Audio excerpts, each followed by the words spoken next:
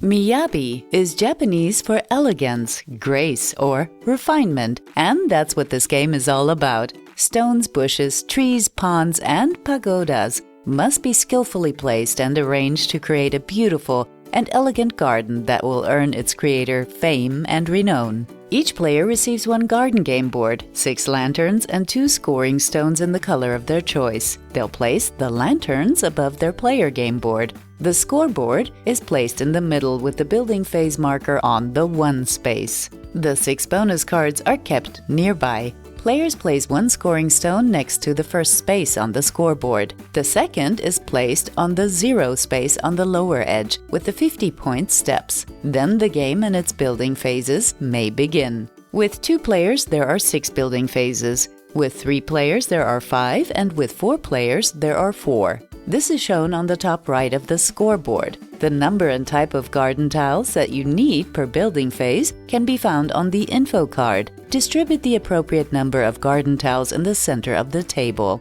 Time to get started. The first player takes a garden tile and places it on their game board in a legal position, determined by the objects on the tile. The left edge of the game board shows which row the garden tile or object can be placed: tree, fish, pagoda, etc. Garden tiles themselves can cover multiple rows, but the objects shown need to be in their correct rows. In addition, objects can only be placed in the columns that do not have a lantern yet. The empty green fields may be placed anywhere as long as they are within the game board grid. Garden tiles may also be placed on top of other already placed tiles as long as they are completely on top. This creates layers of garden tiles. Objects may be covered in this way.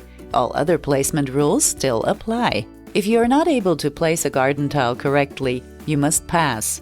Once the garden tile has been placed, put a lantern on the lantern field of the column that has had objects placed in it.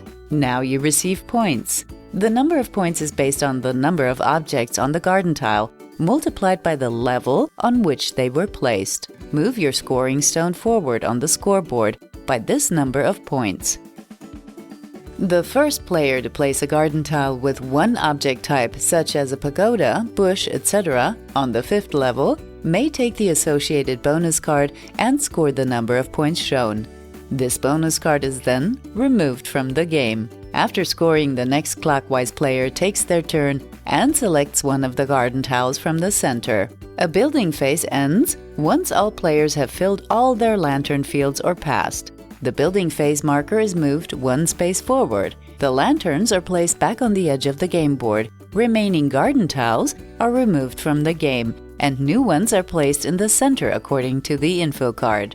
Final scoring takes place after the last building phase. Each row of the player's game boards are scored. The player with the most visible objects in each row receives the higher score shown on the left side. The player with the second highest number receives the lower score.